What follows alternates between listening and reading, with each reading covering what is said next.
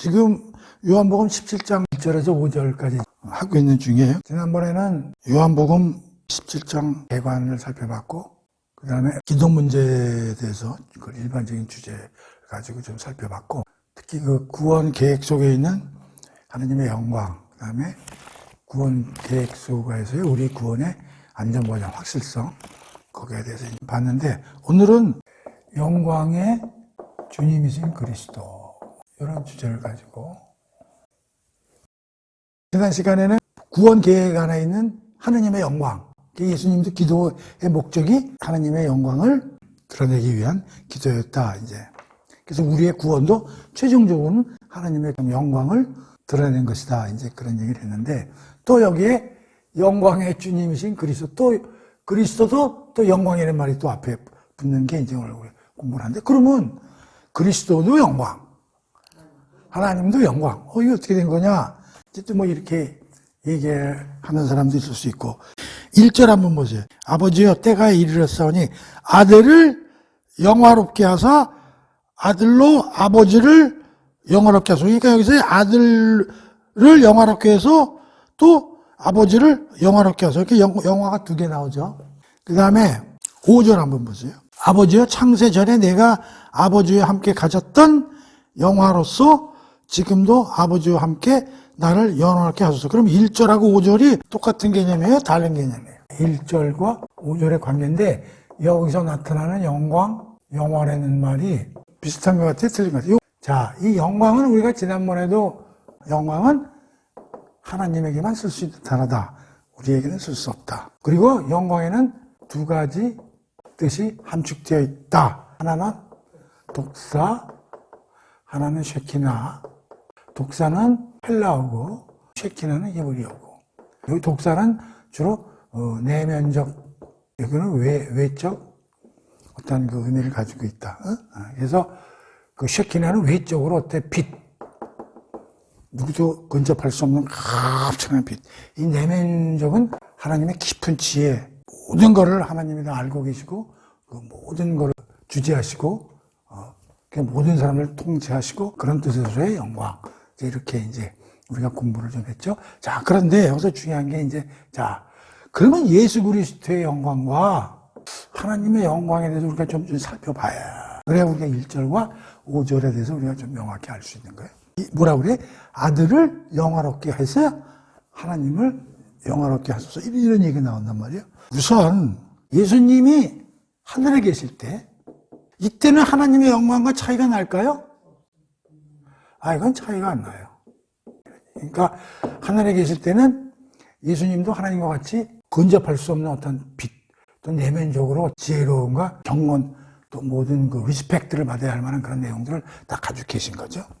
자, 그런데 여기서 중요한 게 뭐냐면 내려오셨다 말이에요. 예수님께서 성육신 해가지고 세상에 오셨을 때는 이 영광이 어떻게 되느냐, 이게 변화가 됐을까요? 여기 이론이 분분한 거예요. 자, 하늘에 계시면 괜찮은데 내려오셔가지고 문제가 발생했어. 그래서 신학적으로 엄청난 논쟁이 발생하잖아요. 예수님이 신이냐, 순수한 사람이냐, 반신 반인이냐, 이거 가지고 그냥 난리가 나고 그런 거 아니에요. 그러니까 이 영광에 대해서도 상당히 변화무쌍하게 이론이 많이 나눠졌던 거예요. 여기서 이제 중요한 게 뭐냐면 예수 그리스도의 신성과 인성의 문제예요. 예수님이 육체의 몸을 입고 오시기 전에는 뭐만 가지고 계셨어요? 신성이죠. 그러니까 이 신성은 이 두 개를 다 가지고 계신 건데, 자, 와서 이제 인성을 가지고 계시게 됐단 말이에요. 그러니까 이게 어떻게 되는 거냐? 인성은 사실 영광, 이런 단어를 붙이기가 사실 어려운 건데, 신성에만 있는, 자, 그래서 여기에 대해서는 로이 존스도 이제 굉장히 길게 설교를 했는데, 오늘 그냥 압축해서 내가 해볼게요. 여기서 어떤 이론이 있냐면, 이건 틀린 이론입니다. 인성이 신성을 흡수했다. 다시 말하면 신성이 인성으로 덧입혀졌다. 그러니까 인성이라는 게 신성을 확 흡수해버렸단 말이에요. 그럼 신성이 어떻게 됐어? 소멸된 거죠. 이거를 우리가 신학적으로 이제 이런 걸 이제 케노시스 이런 거래요. 근데 이것은 틀린 이론이에요. 그러면 어떻게 된 게 정답이냐? 예수님은 신성을 사양하시거나 인성으로 가려워졌다. 이렇게 설명하는 게 정답이라는 거예요. 그러니까 신성이 완전히 소멸되거나 완전히 죽어버리거나 그게 아니고 가지고 계신데 이제 깨놓으셨다 이게.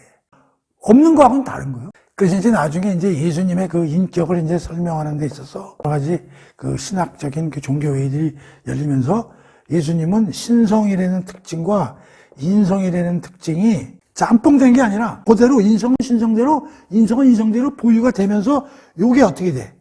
한 인격 안에서 묶여 있다. 요렇게 결론을 내렸어요. 그러니까 신성은 신성대로 인성은 인성대로 딱 그 특징을 가지고 있으면서 요게 예수님의 한 인격 안에서 불가분으로 묶여 있다. 이게 신비죠, 사실은. 자, 그러면 영광의 개념은 어떻게 되느냐? 결론부터 얘기를 하고, 하늘에 계셨을 때는 예수님이 독사와 쉐키나를 동시에 가지고 있어요. 하늘에 있을 때. 그래가지고 세상에 오셨을 때는 쉐키나는 사라진 게 아니고, 아까도 얘기했지만, 사양하거나 가리워졌다. 그 다음에 예수님이 부활하시죠? 이때는 어떻게 되냐면 독사와 쉐키나가 동시에 회복된 거야. 하늘에 계실 때와 같이. 근데 여기서의 독사와 쉐키나는 예수님이 어떤 존재였어요? 영적 존재였잖아요. 근데 이때는요. 영적 플러스 인적이죠. 몸을 입고 올라가셨잖아요. 그러니까 이거와 이것도 차이가 나요, 안 나요? 나. 회복됐지만 여긴 플러스 뭐요? 알파. 그러니까 우리가 굉장히 어려운 개념이지만 예수님에 관해서는 이렇게 변화가 있구나를 우리가 명심하면 돼요. 자, 그러면 하나님은 이때나 똑같으시죠? 자, 그러면 1절에서 나를 영원하게 하려는 얘기는 무슨 의미냐면 지금 예수님이 하시는 일 중에 가장 중요한 일이 뭐예요?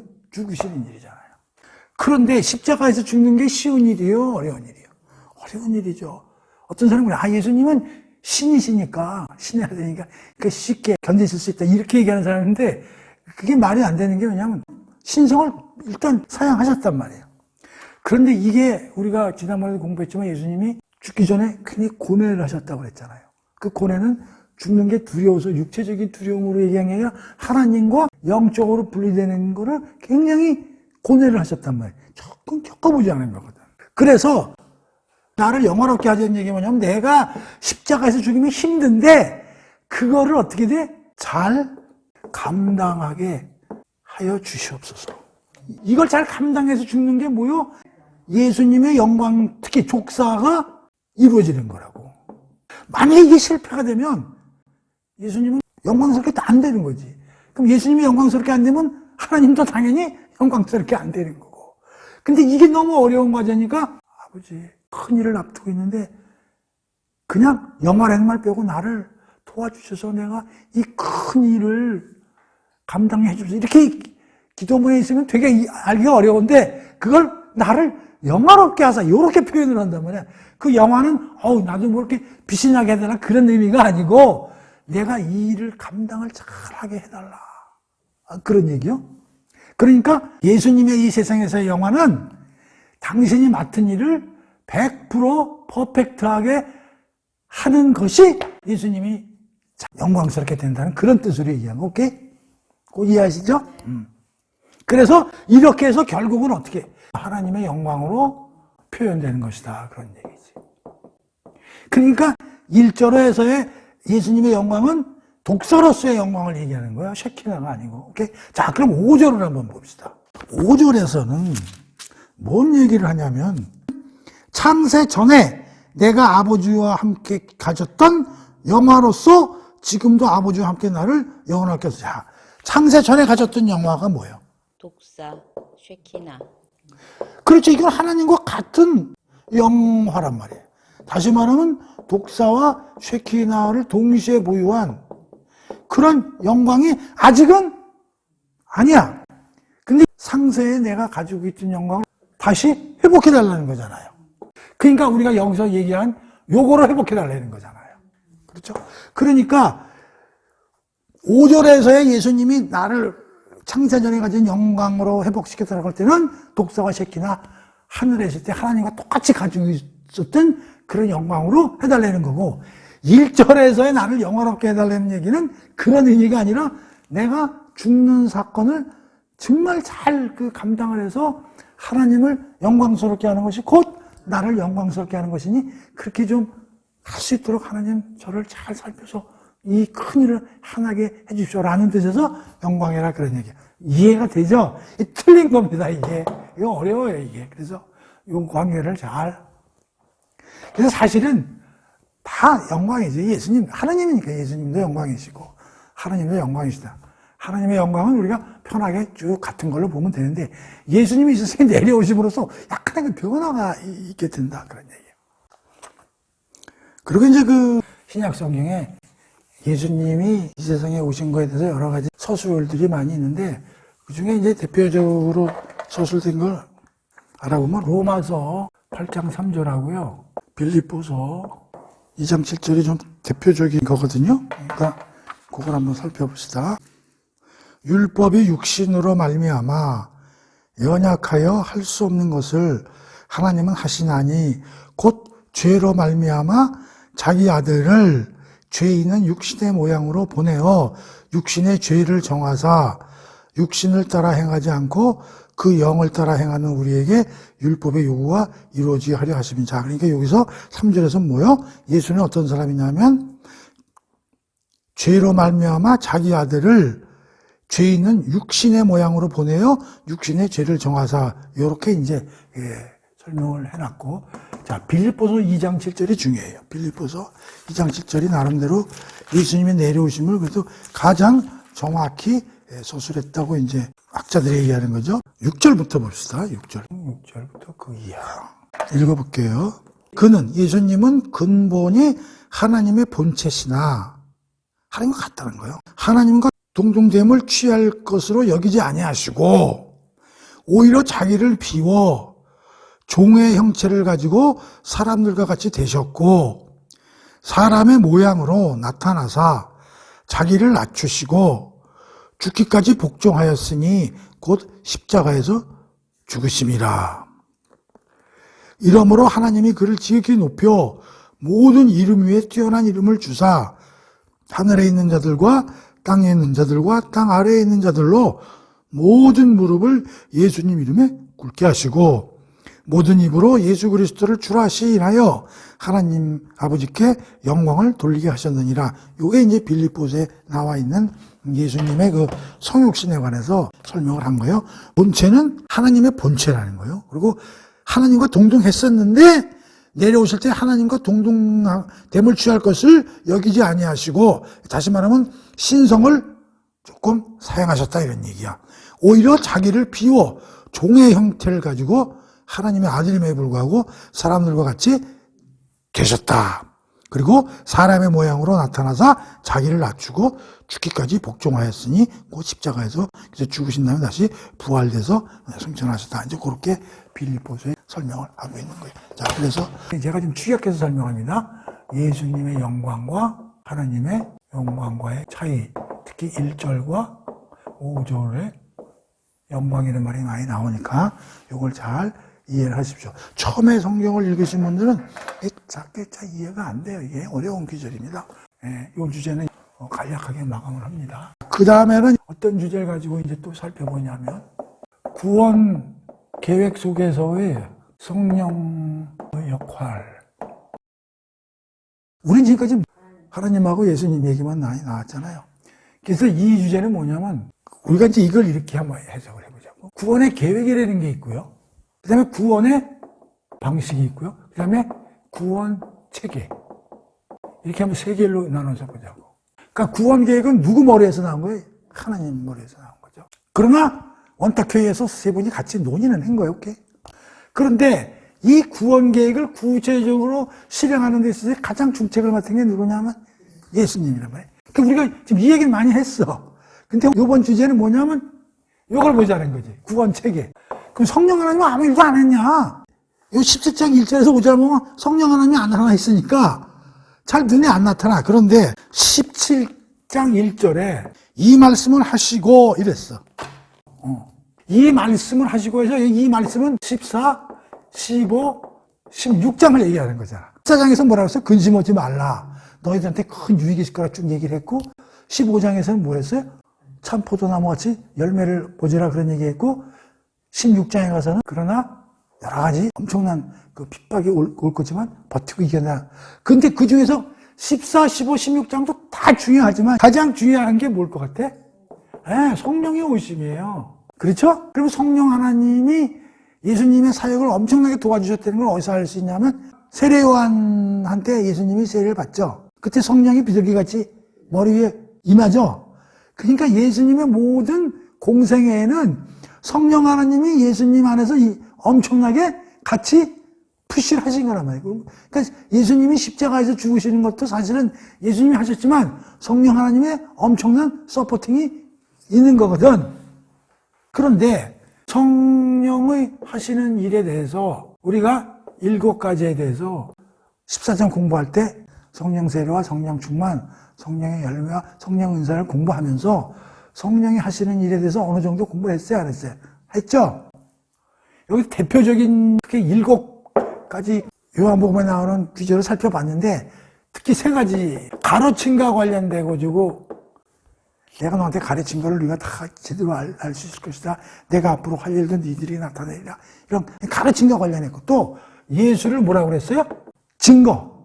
성령님이 하시는 중에 가장 중요한 게 뭐야? 예수님을 증거하는 거고 마지막에 뭐 예수님을 영광되게 하는 거.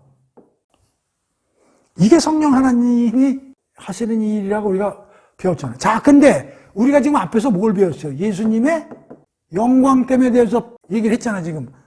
하늘에 계실 때 영광, 세상에 내려왔을 때 영광, 그걸 다 하고 부활성에 있을 때 영광에 대해서 얘기했잖아. 근데 그 영광이 그럼 여기서 얘기하면 뭐하고 관련이 돼? 성령이 하시는 일이 뭐야? 예수님을 영광되게.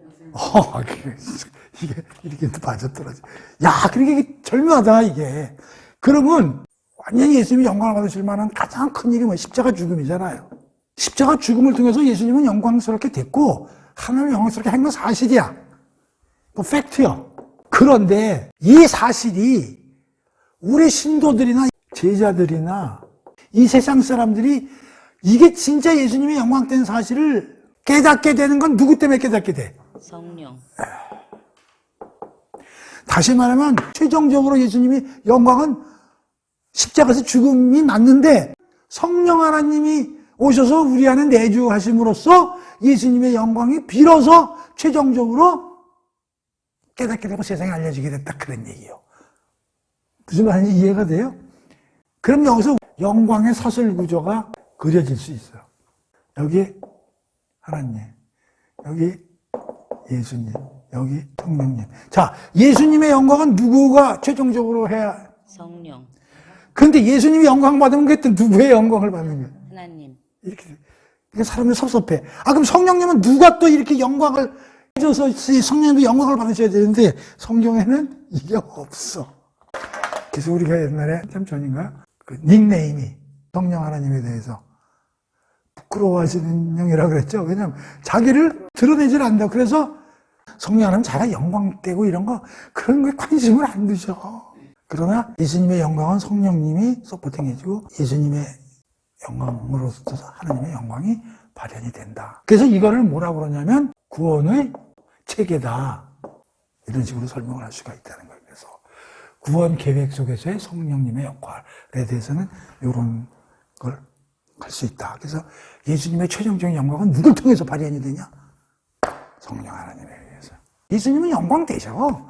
그리고 하나님도 영광이 되셔. 근데 그걸 아는 놈이 없는 거야. 성령님이 계셔야 우리 신도들이 그걸 깨닫게 되고 또 우리가 다른 사람한테 전파해서 세상에 두 분의 영광 때문에 우리가 설명도 할 수 있고 알릴 수 있고 이제 이렇게 되는 이런 시스템에 의해서 된다. 그래서 17장 1절에서 5절이 간단한 구절이지만 이걸 통해서 모든 구원 전체의 시스템과 계획을 이제 로드 존스가 하나씩 거미줄 풀듯이 풀어나가는 거예요. 대단하지 않아요? 이거 아주 단순한 구절이잖아요. 근데 여기도 이 어마어마한 하나님의 계획과 시행 방식과 체계가 다 들어가 있구나. 그래서 우리는 어떻게 된다? 안전하구나. 왜? 하나님이 하신 일이고 삼위격이 총출동해가지고 이런 구원 계획을 만드시고 실행하셨으니 우리는 그리고 일단의 사람들에 우리가 포함되니까 우리 구원인행은 엄청나게 대단한 거고 우리에게 엄청난 유익을 가져온 거라고 알 수 있는 거예요. 오케이? 그래서 오늘은 구원 계획 속에 있어요. 성령님의 역할. 자, 그 다음에 이제 이번에는 이제 어떤 주제를 가지고 얘기를 해볼 건가 하면 모든 과업을 이루신 그리스도. 이건 이제 어떤 기절하고 관계되냐 한번 봅시다. 1절 이제 대충 알았고 4절 보세요. 아버지께서 내게 하라고 주신 일을 내가 뭐요? 이루어 아버지를 이승에서 영원하게 하였으니 영화에 대해서 이제 공부를 했으니까 우리 교수는 이제 이렇게 4절과 관련한 건데 그리스도인이 진정으로 그 기쁨과 평강을 못 누리는 이유는 나 자신 문제와 또 얘기하는 거예요, 사람이. 환경에 치중하기 때문에. 먹고 사는 문제, 세상 문제에 집중을 하다 보니까 뭐 구원 계획이 됐든지 무슨 시스템 이런 거 저게 귀에 안 들어오는 거지. 기쁨과 평강을 못 누린다는 거야. 근데 예수님은 16장에서 말했지만 내가 평안을 주어 가노라 너희는 기쁨이 될 거다. 내가 죽는 것이 너희들한테는 슬픔이지만 곧 기쁨으로 바뀔 거다. 그걸 그 해산하는 여인의 해산의 고통에 비유해서 설명하고 그랬지만 그게 귀에 안 들어오는 거야. 그러나 나는 힘들어야 맨날 이 얘기만 하는 거라고. 잘 들으세요.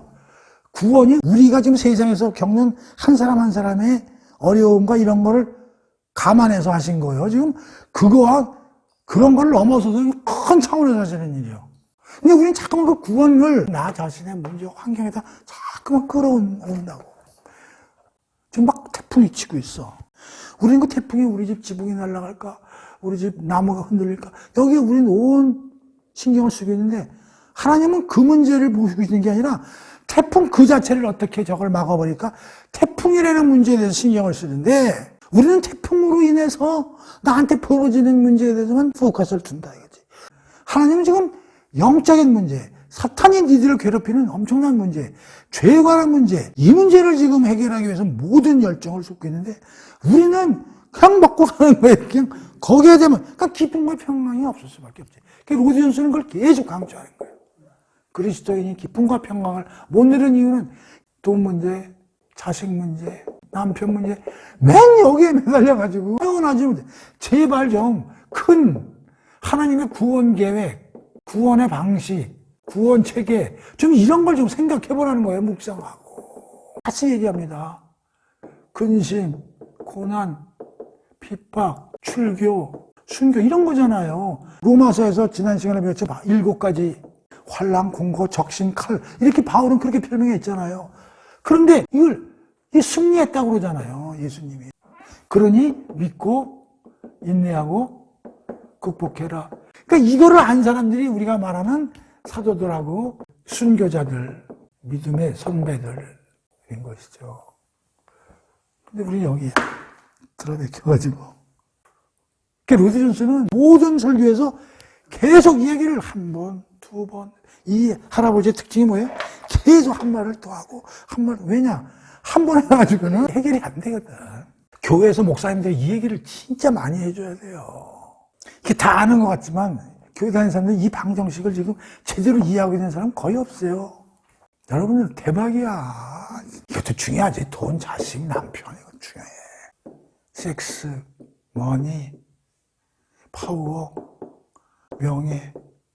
맨 여기에 매달려가지고 말이지. 내 재밌게 사는 거, 돈 많이 버는 거, 대통령 되고 국회의원 되는 거, 좀 어떻게 어디 회장 자리 하나 오는 거, 이게 설령 없더라도 이게 얼마나 크냐 말이지. 이게. 그래서 또 얘기를 하는 거예요. 예수님이 세상에 오신 이유가 창조 목적, 질서로의 회복을 통해 하나님과의 화목, 교제, 동행, 영생을 누리게 하는 이유에서 예수님이 온 거지. 이 환경 문제.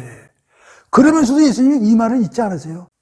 여우도 굴이 있고 저 들판에 조그마한 꽃가지 하나도 하나님이 보살펴서 내게 살리시는데 너희를 하나님이 버리시겠냐고 하면서 항상 염려하지 말라고 그래도 얘기를 하세요.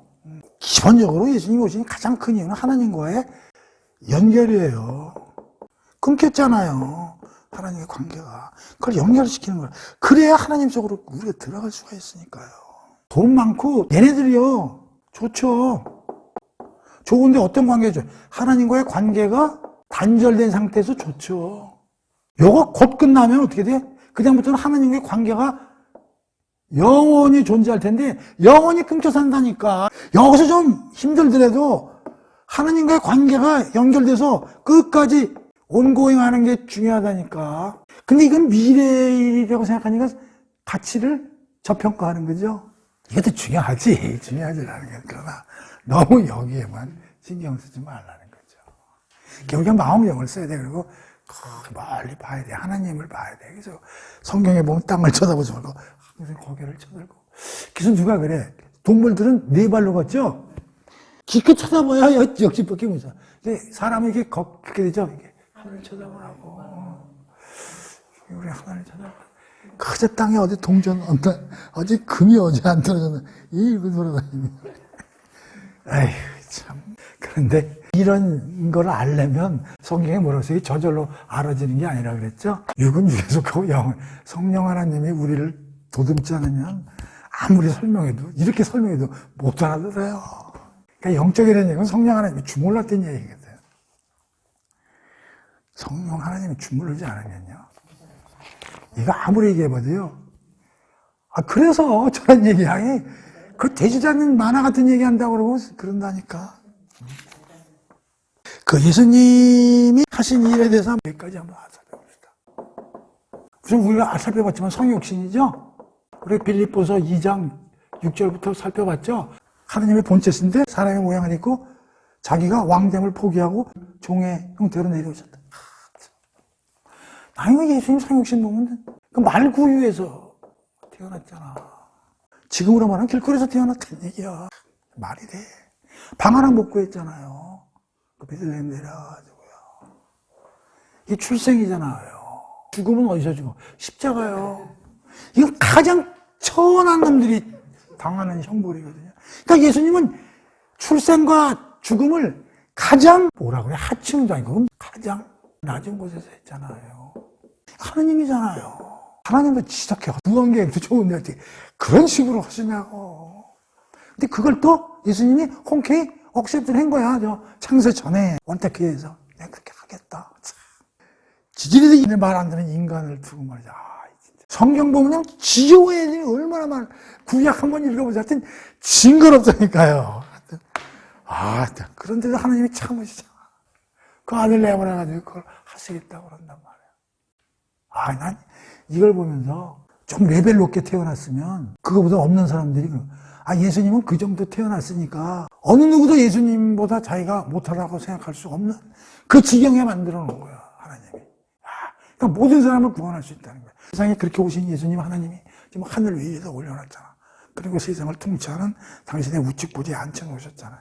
그러니까 우리도 아무리 우리가 힘들더라도 예수 처제보다 낫다니까요. 그러니까 우리도 거기 올라갈 수 있다니까요. 그 샘플을 보여준다니까요, 예수님. 그 예수님이 중요한 게 샘플이라니까요. 예수님보다 힘들게 산 사람 나와보라 그래. 그러니까 누구도 예수님보다 낫다 그 얘기를 하는 거 아니야? 그 다음에 세례를 받으시잖아요. 근데 세례 요한의 세례는 뭐예요? 죄를 회개의 세례, 회개의 세례죠. 그 왜 받았어? 당신이 누구 죄를 지고 가야 돼? 인간의 죄. 그래서 죄 있는 인간을 대표자로 당신을 인식하고 나 세례 받을게 이렇게 한 거 아니에요. 그리고 30살까지 어떻게 사셨어요? 어려운 집안에서 살았어요. 재질이 가난했던 사실을 어떻게 알아? 태어나면 성전에 가지고 뭘 해요? 예배 드리죠. 그때 뭘로 드렸어요? 비둘기로 드렸다고. 이건 가장 돈 없는 사람들이 하는 거거든요. 그리고 공생애 동안에 얼마나 핍박과 동족으로부터 비난과 우리가 요한복음 12장 앞에서 봤지만 전부 때려 죽이려고 다들 든 거 아니에요. 그러면서도 어떻게 돼요? 모든 하나님이 지시한 과업을 100% 달성하시잖아요. 그리고 또 하나는 율법을 100% 그러니까 율법이 이렇게 살아라 저렇게 살아라 그걸 다 얼마나 살기 힘들어요 이게. 또 하나는 어떻게 돼? 예수에 대한 예언을 전부 성취하면서 살아야 되잖아. 그러니까 예수님은 자기 수첩에다가 꼼꼼히 구약 성경에 자기에 대해서 얘기한 걸 다 써놨을 거야. 어떻게 해라 어떻게 해라 어떻게 해라 어떻게 해라 다 써놓고 또 율법을 다 외우고 그거 한치에 거기 하나라도 어기면 당신도 우리 죄 많은 유대인과 똑같은 사람이 취급받으니까 십자가에서 죽어봤자 아무 의미가 없으니까. 이게 얼마나 어렵겠어, 이게. 난 이거보다 이렇게 어렵게 태어난 것보다 이겨. 아, 이게 얼마나 어려웠을까. 33살쯤에 돌아가셨는데 내가 보기엔 한 100살 이상 살았을 고뇌를 다 이렇게 했을 거야. 굉장히 고심을 많이 했을 것 같아. 그리고 또 하나는 인류의 대표자로서의 그 삶을 살아야 되니까 얼마나 이게 부담이 가중되겠어요. 또 특히 이 사탄의 공격은 얼마나 심했겠어. 아, 이 사탄이 지금 하느님의 아들이 온 걸 아는데. 그래서 예수님이 세례받자마자 뭐 했어요? 사탄 마귀의 시험. 아, 마귀한테 3가지 시험을 통과했잖아요. 아, 이게 대단한 거죠. 그 다음에 드디어 십자가에서 죽으심으로 우리의 죄를 전부 사시는 이런 어마어마한 과업을 이루시는 거죠. 그래서 이제 요약을 해보려면 일본은 그 율법을 완전히 지키시죠. 지키시면서 율법을 존귀케 하셨다. 이 율법은 하나님이 모세를 통해서 준 거잖아요. 두 번째는 죄책과 벌. 그 율법에 보면 죄를 범하면 어떻게 되겠어요? 벌을 받게 되어 있잖아요. 그런 그 율법에서 정한 형벌을 예수님이 인간을 대표해서 담당했죠. 그러면서 율법을 만족시켰다. 그리고 마귀의 권세에서 벗어나게 하시고 우리 사망의 무덤도 이게 되신다. 5번째는 신도들이 새로운 본성을 가지고 거듭나게 해서 하나님과 소통, 교제하기에 합당한 사람으로 만들어지게 하셨다. 그래서 예수님이 이 세상에 오셔가지고 우리에게 자신을 주셨고 당신의 본성과 생명을 주셨다. 이런 얘기죠. 이게 뭐 다 한 얘기예요. 그래서 우리가 이 모든 것을 그리스도에게서 보고 그 안에서 그 일이 이루어지고 완성되었다는 사실을 우리가 깨닫고 믿는다면 이것이 곧 그리스도인이라는 뜻이다. 이번에는 이 주제는 좀 쉬운 거니까요. 오늘 여기까지 좀 해보겠습니다. 자, 때. 우리가 많이 아는 거죠. 때에 대해서. 17장 1절. 이건 1절하고 관련이 있는데요. 거기 뭐가 나오냐면 아버지가 때가 이르렀사오니 때. 때와 관련 규절에 대해서 찾아보진 않겠습니다. 내가 몇 개 써드릴게요. 자, 요한복음 2장 4절, 2장 6절, 7장 30절, 8장 20절, 12장 23절, 27절, 13장 3절, 16장 32절, 그리고 여기 17장 1절. 굉장히 많죠? 그러니까 요한복음이 때에 대해서 어마어마하게 많이 나와요, 이럴 때. 뭐 하나 찾아볼까요? 2장 4절. 이건 그 가나 혼인잔치에서 그 말이 엄마가 포도주 좀 만들어라 그랬더니 여자요 아직 내 때가 이르지 않았사오니 그런 얘기를 하지 않았겠죠? 8장 20절 한번 봅시다. 이 말씀은 성전에서 가르치실 때에 헌금함 앞에서 하셨으나 잡는 사람이 없으니 이는 그의 때가 아니니라. 때에 대해서 이제 뭐 귀절은 그만 그 정도 찾아보고요. 엄청 많죠.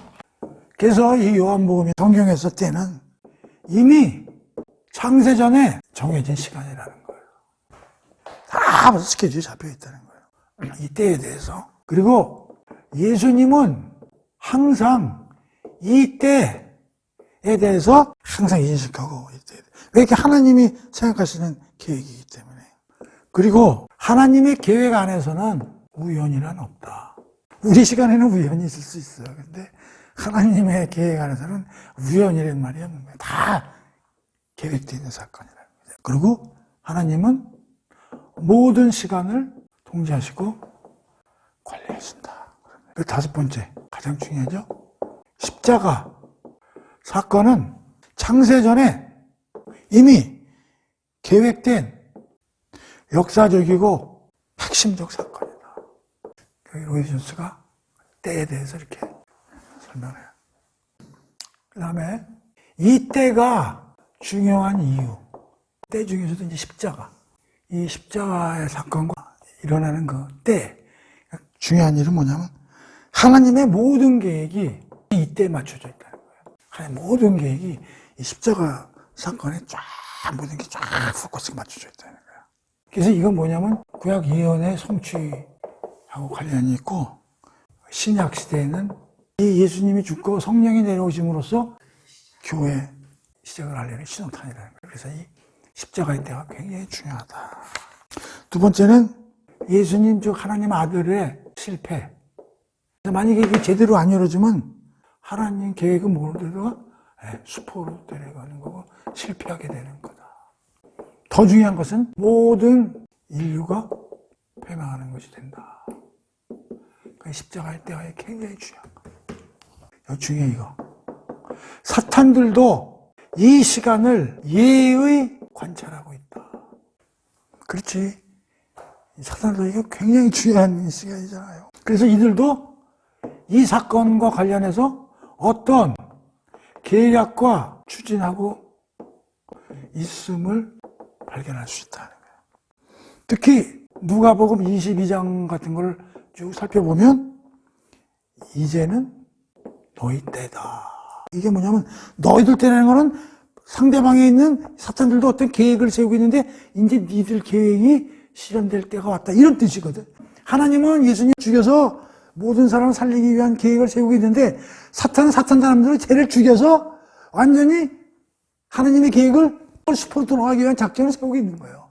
그래서 지난번에도 얘기했지만 십자가 사건은 동일한 사건인데 배후에 있는 뜻은 다르다고 그랬지. 하나님은 그를 죽여야 살고 사탄들은 그를 죽여야 자기들이 영원히 산다고 생각하고 있다고 그랬잖아요. 그러니까 이 시간에 맞춰서 사탄들도 강하게 밀어붙이는 거지. 예수를 죽여야 된다. 죽여야 된다. 그러니까 유대인, 재판장, 로마의 그 세력가들을 다 뒤에서 영적으로 압박해가지고 빨리 죽여라. 빨리 계속 그런 작전을 세우고 있는 거지. 사탄도. 여기서 엄청난 하나님의 계획과 사탄의 계획이 대충돌하는 그 접점인데 거기서 하이라이트가 십자가 사건. 십자가다 이런 얘기죠. 우리는 눈에 안 보이지만 그 예수님의 십자가 일어나는 그 사건 때 하나님의 계획과 사탄의 계획이 막 정면 충돌하는 게 십자가의 사건이다. 우리는 이걸 우습게 알지만 눈에 안 보이는 영적 싸움이 치열한 거지. 그래서 요 시점에 배경을 살펴보면 사탄 측에서는 모든 세력과 능력을 총동원한 시점이고 바로 이것이 이 때를 만든 시점이라는 거지. 그러니까 하나님이 다 보고 계신 거야. 사탄들이 총 공세를 내릴 그 시간에 딱 맞춰서. 그리고 하나님 쪽에서는 이것이 예수가 영광되는 시점이고 예수님이 하나님의 아들임이 밝혀지는 시점이고 이 세상의 모든 악과 죄의 실상이 밝혀지는 시점이다. 라고 로이드 존슨은 얘기해요. 참, 노인의 영성이 대단하죠. 다 듣고 보면 당연한 얘기야. 근데도 이렇게 풀어서 설명하면, 내 이런 걸 보면서 역시 대가다. 양쪽의 영적 총동원령이 내린 거예요. 이들은 이렇게 해서 십자가에서 예수가 죽을 때 자기들은 승리를 선포할 딱 준비하고 있고 하나님 쪽에서 이게 예수가 영광되는 시점이고 예수가 하나님의 아들이 밝혀지는 시점이고 이 세상의 모든 악과 죄가 밝혀지는 시점 완전히 생각하는 게 다르죠. 그래서 이제 결론을 말하면 우리의 죄는 두 가지 측면이 돼요. 첫 번째, 예수 그리스도 안에서 우리는 죄인이야. 예수 그리스도 안에서 심판을 받든가 우와 내 속에서 심판받든가 둘 중에 하나라는 거야. 선택해라. 우리는 죄인이야. 끝까지 내가 직접 심판을 받든가 내 죄를 예수님이 안고 가서 심판받도록 하고 나는 살아날 것인가 둘 중에 하나 선택해라 이런 얘기지. 우리는 이 두 개밖에 없다. 선택을 해야 된다 이런 얘기죠. 그리고 이때는 지금 상태에서 이미 일어난 역사적 사건이죠. 일어났어요 이제. 이때는 안 일어났지만. 그래서 우리는 신자들은 이때 우리는 구원을 어떻게 됐어요? 네, 받았다. 물론 이때 우리는 신자가 아니었지. 그러나 우리가 신자가 되는 순간에 그걸 믿는 순간 우리는 어떻게 예수님이 죽은 시간으로 역으로 추정해서 우리는 구원을 받게 되는 거예요. 무슨 말인지 알아요? 그래서 오늘은 여기까지 하고 끝내겠습니다. 오케이?